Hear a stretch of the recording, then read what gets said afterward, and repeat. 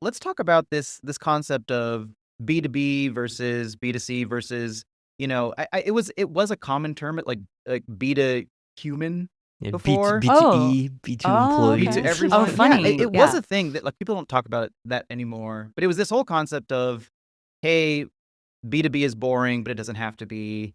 And when you're selling to a business, you're still selling to humans. Yeah. And I For I think now. yeah, that's true. Yeah. We might be selling to agents or Mhm. something. Yeah. Or agents Um, will be selling to other Agents will agents sell to or agents, exactly. yeah, I do you agree with that? And I think the the problem that a lot of people have with this is it is kind of tough to pull off. Especially if you're selling, I don't know, things that are not as sexy as maybe some B2C stuff. And a lot of companies still to this day, like B2B companies, you go on a standard SaaS website and it kind of looks the same. Kind of Mhm. looks like most Mhm. SaaS companies look the same. Like, Yeah. we'll help you, you know, intelligence for your Uh-huh. business or drive impact or save money or something like that.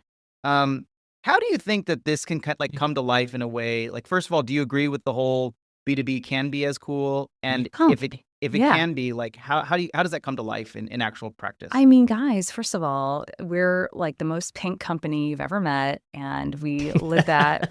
People come to our events in pink. They bring pink Stanleys. They're like living that brand, and that sort of happens spontaneously. So I definitely think you can have as much fun and as much affinity for a B2B brand. And I just personally think that the stakes are so much higher than, I mean, obviously there's large scale investments you make as a consumer, right? Whether it's, like your mortgage provider or like healthcare, like your affinity to something like Apple, right? Where it sort of feels like a part of your identity.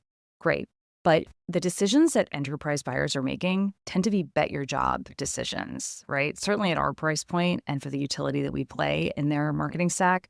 So it's a really important transaction, and it's very, very multifaceted. And at the end of the day, every sale of InfoLink is going to lead to a human because you can't procure our software any other way. So having that relationship and contributing to that relationship is such a critical part of what we're doing in really every part of our go-to-market motion. And actually, one of the themes that I introduced to the team this year was around the concepts from the book Influence. I don't know if you guys are familiar with that book. Yes. Okay. So I'm a huge acolyte of Influence. I've basically mandated that my teams read and reread that book like almost every other year. And this is this is a big influence year. And whether you are a BDR or a product marketer or a sales rep, how can you cultivate influence with our ICP strategically using the resources the marketing team gives you? And that's been a really fun challenge. But, at its core, a lot of it is about like utility and usefulness and how can you be useful to your buyers. And that draws from all the other things I mentioned about like the relevant content and bringing you in connection with your peers and giving you a forum to talk about the issues of the day, things like that, which are also inherently pretty altruistic, like no one's trying to like pull anything over on anybody, and they're enlivening and they're fun. But again, it does start with a kernel of interest in the vertical and in the problem that we're trying to solve, right? Yeah, and I think too, a lot of people, just from like my experience, the B2B buying process is actually quite emotional. Oh, There's a hugely. ton of psychology Mm-hmm. and fear and Mm-hmm. um, you know, this whole keeping up with the Joneses thing is also a real Mm-hmm. thing. Like, oh, my colleague at another company has this tool. We need it too. Yeah. Or I went And to a then later conference. on, yeah, or you go to a conference and then later on you justify with like business logic. Mm-hmm. Many business buyers, like me included, sometimes will like make a decision like right on the spot. We're like, I Mm-hmm. want this.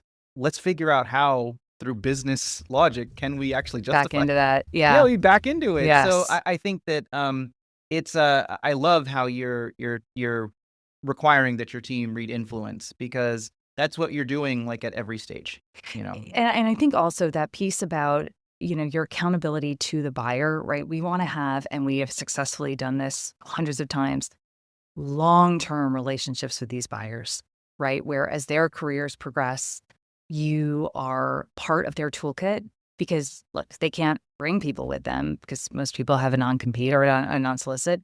And what can they bring with them? And at our price point for studio, it's, usually average starting price at around 100K. People can find that money in their budget. And so within their first 90 days, or sometimes even before starting, they're negotiating to get us in their stack because they're saying, I don't want to work here without Movable Ink. And I also know that this is going to be how I'm going to get numbers on the board to impress whoever it is, my leader, the CMO, the board, the CEO, very quickly. And then I'll be able to do the other stuff that I want to do. That is golden. And that's something that we really aspire to day in, day out. Yeah, awesome. Love hearing how your team is AI first, obviously, but I feel like you're customer obsessed way before you're AI first. Yeah. And my favorite quote from Cialdini's book Influence is that people don't ask if something is true, they ask who else believes it. And that kind of brings us all the way back to your customer testimonial focus, the video series there. I think you guys are doing a fantastic job around that.